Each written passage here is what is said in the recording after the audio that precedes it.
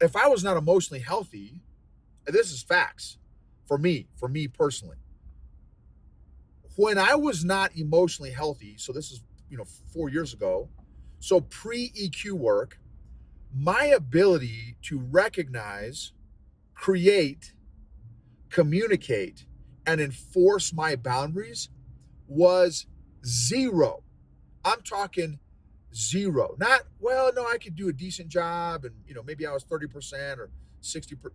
Listen, y'all, I'm telling you, I had zero ability to create, communicate, and enforce my boundaries pre EQ growth. Even if I had read the Boundaries book by Dr. Henry Cloud back then, it would have been I don't want to say a complete waste of time because it's a phenomenal book, but my ability to implement the concepts in that book would have been zero because I had no emotional capacity to create, communicate, or enforce my boundaries. Zero emotional capacity. And maybe if by some stroke of luck, had I written down any boundaries, there's absolutely no way I would have had the courage, the capacity, the credibility, the bandwidth, the safety to communicate my boundaries in such a way that there would have been any shot of the other party to receive them. Welcome to the EQ Gangster podcast, where you will learn practical tools to grow your mental and emotional health and intelligence to be the best version of yourself, both at work and at home. It is real, raw, and transformational. The journey of emotional growth isn't easy, but it's worth it. I believe in you.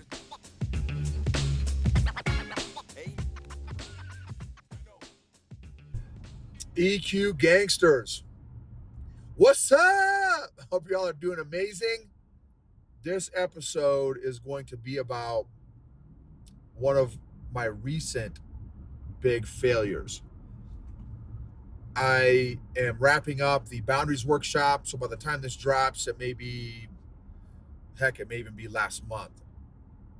But wrapping it up tonight is day 4. Tomorrow is the last day.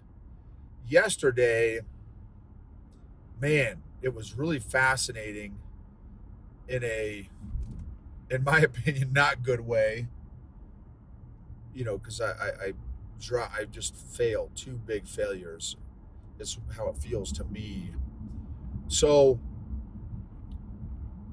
did the so I'm doing created the workshop, and I was wrapping up some final details before we went live. So I'm kind of reviewing my slides and stuff, reviewing the content, and man, I got hit with a truckload of some pretty intense emotions: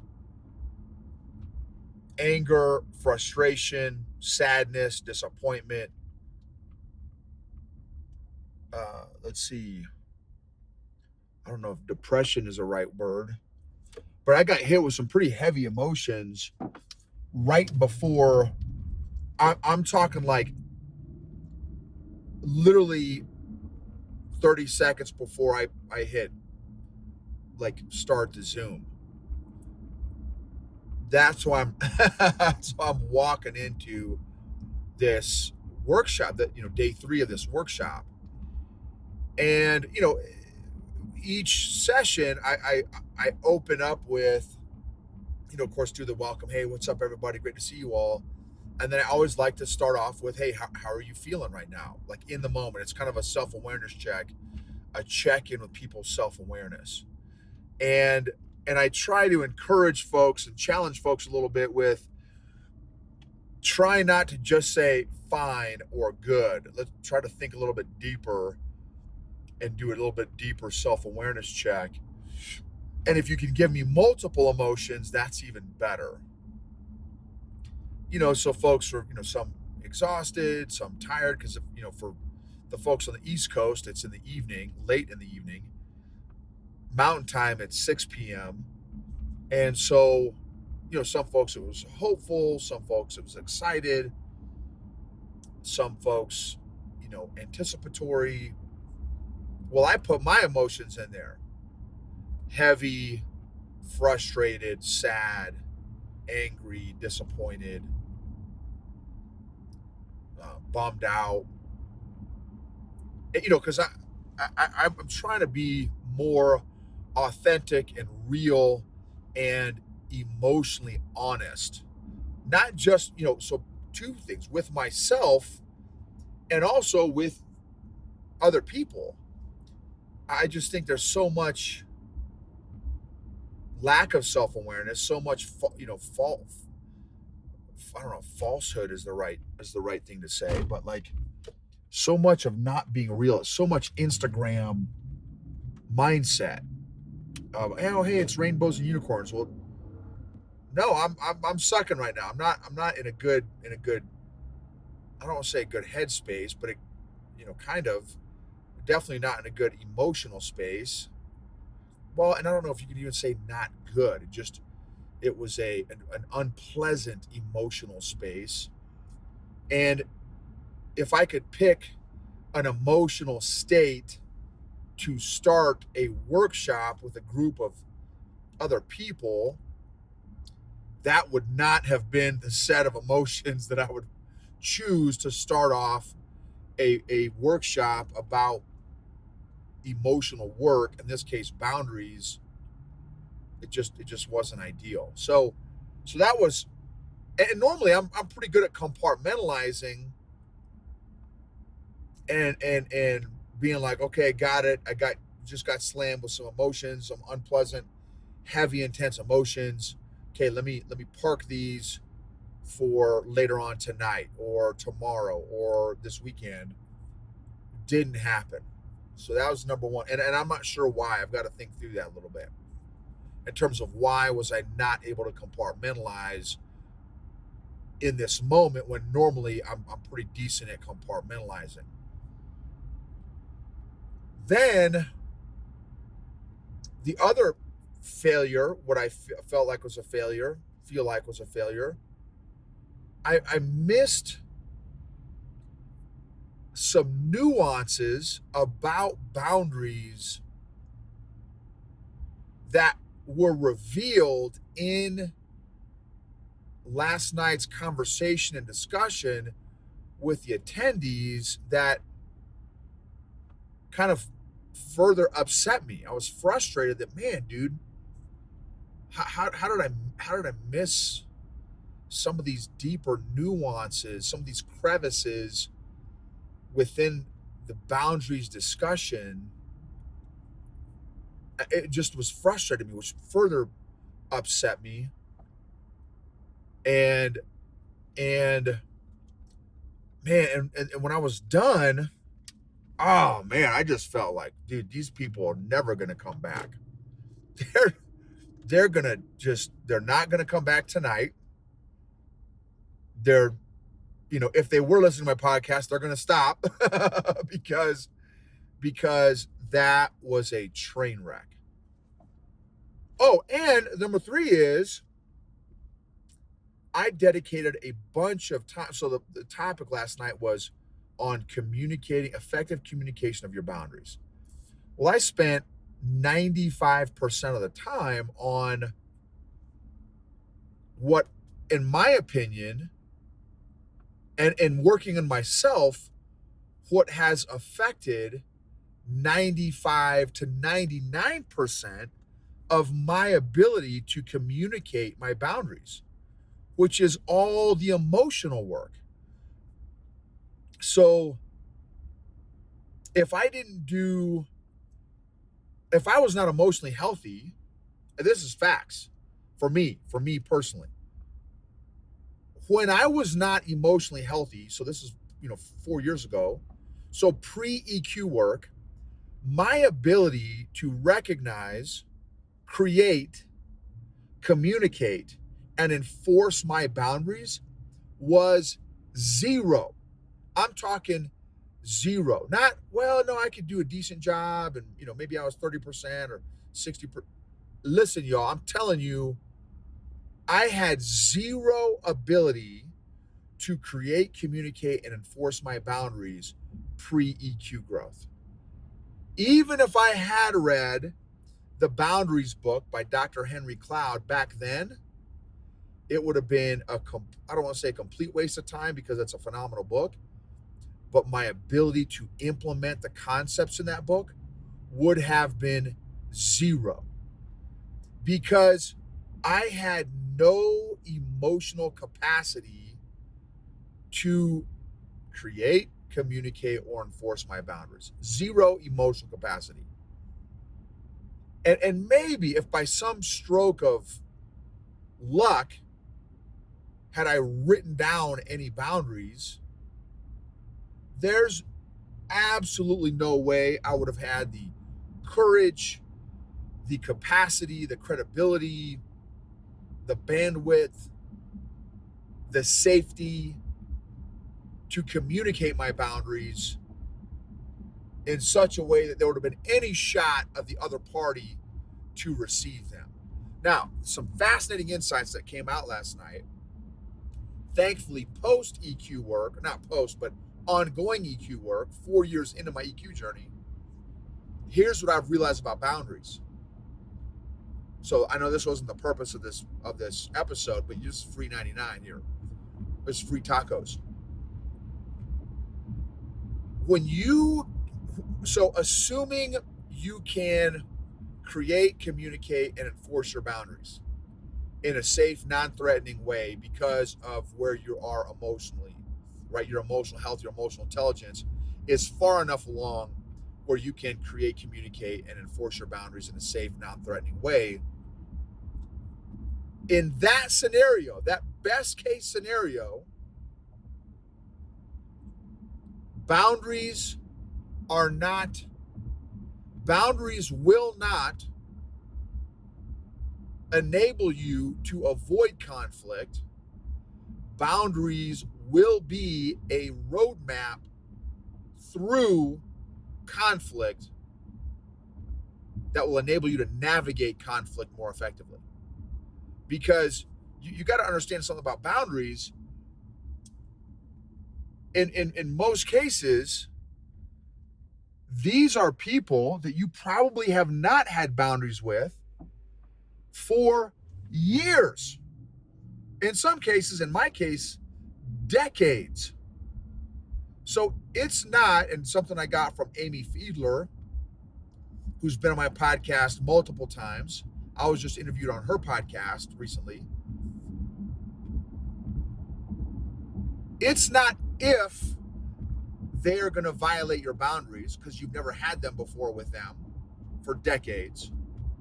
It's when they violate your boundaries, because not only are they new for you, they're new for them. And so Amy's like, dude, you shouldn't think that, oh, now that you've got boundaries, all of a sudden, oh, Shazam, wham, bam, they're going to start honoring your boundaries. No, 4 decades, it's behavior. 4 decades, for me, in my case, they had not honored or recognized my boundaries because I didn't have any. So guess what, McFly Noble? It's when they are going to violate your boundaries, what are you going to do? And so I'm telling you, if it had not been, so anyway, all that to say, that's why I spent 95% of my time on all the emotional work that goes behind and underneath effective communication of boundaries, in my opinion. Because if you are emotionally unhealthy, if you have a low EQ, I mean, man, and I'm genuinely not trying to sound pessimistic, but good luck. Good luck at trying to create, communicate, and enforce boundaries if you have the EQ of a 5-year-old like I did 4 years ago, and if you have not done any other emotional work. And again, I'm genuinely not trying to sound pessimistic or sarcastic. but good luck, because it's going to be tough. Because the thing is, if you have a low EQ, like I did 4 years ago, and you show up to that conversation about boundaries already emotionally intense and emotionally triggered, let me guarantee you how that conversation is going to go, especially if the receiving party has a low EQ. Because 9 times out of 10, people with low EQs match the emotion of whoever's in the room. And they're going to match your emotion. So if you show up emotionally intense, guess how they're going to respond? They're going to match, mirroring and matching. They're going to match your level of emotional intensity. And that conversation is going to start going south before you even open your mouth, because of the physiology of human beings and how it works with human beings and stuff. So in terms of emotions, you guys know the deal, right? So when you walk into a room, you can tell if the boss is mad. When you walk in a room, you can tell when your spouse is mad. When you walk in a room, you can tell when your kid is mad, whether or not they've even opened up their mouth. That's some of the gifts that God's given us as humans, to be able to, right, tell this stuff, feel this stuff. So anyway, that's why, and I'm spending all this time justifying how I did my course again, which was how I learned how to effectively communicate boundaries. And then I spent of an hour and 15 minutes, I literally spent maybe 5 minutes, maybe 10 minutes on the actual framework of effective communication of boundaries. And for me, doing some reflection, like, dude, did I just fail my whole audience? Because maybe they are not as emotionally clueless as I was when I first started, and they would rather me spend 5 minutes on all the emotional work and 55 minutes on effective communication of boundaries, right? So did I fail my audience? Well, and I know some of you are like, well, dude, didn't you know your audience? And it's hard. I mean, some of them I do know, like some of them are from the EQ mafia, and so like I know where they're at emotionally. Other, many of them I don't know where they're at emotionally and in their emotional fitness journey. Anyway, in 3 different areas, I felt like I failed the audience last night because I did not show up bringing my A game mindset, my A game emotional state, and again, that third point, I guess, could be argued either way. Maybe I did exactly what I needed to do, but maybe not, depending on where the audience was emotionally in their emotional fitness program. But man, I was angry. I was frustrated, and still have a little bit of that as well.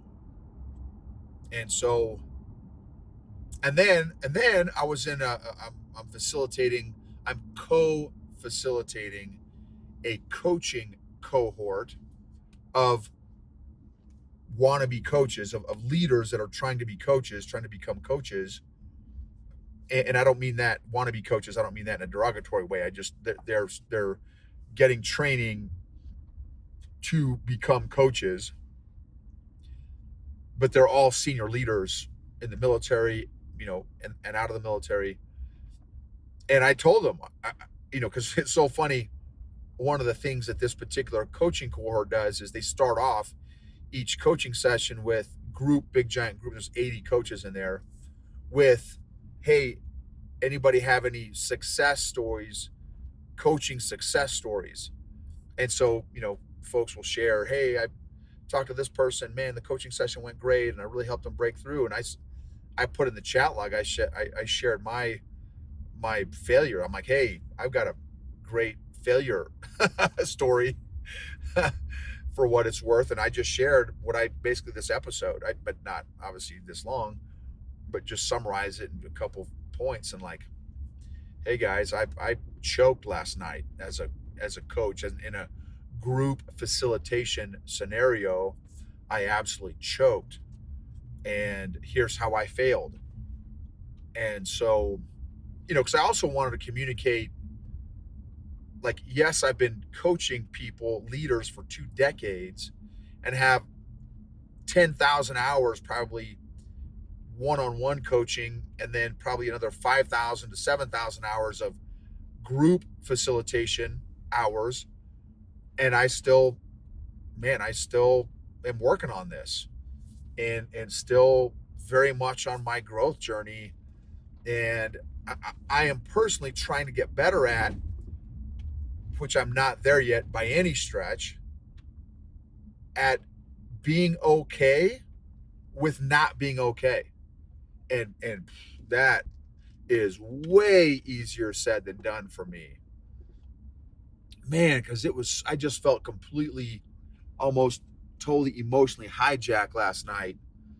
And it was not a good feeling, especially when I'm in front of an audience, which again, I have got 7,000 hours of group facilitation.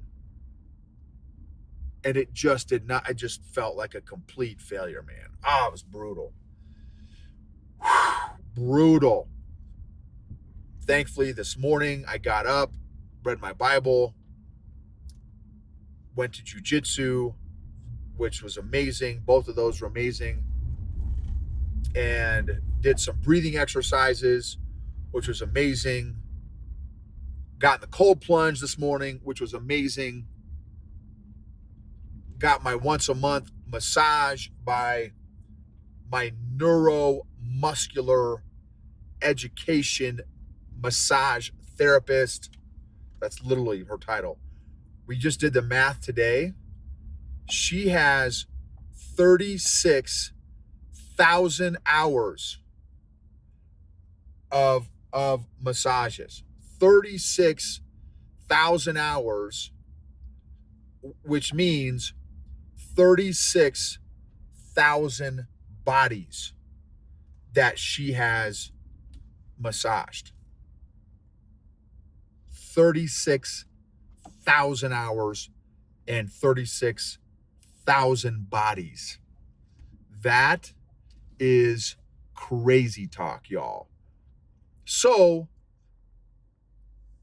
I guess a win is, even though I was sucking like a Kirby vacuum yesterday, today, thankfully, I did a lot of taking care of myself today, with all that stuff. And today I'm feeling a lot better in the moment. But when I reflect, I still am bummed about how last night went. And hopefully folks show up today, day 4 of the workshop.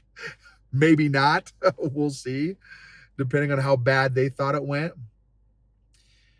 And so I just wanted to share some of my recent failures with you all.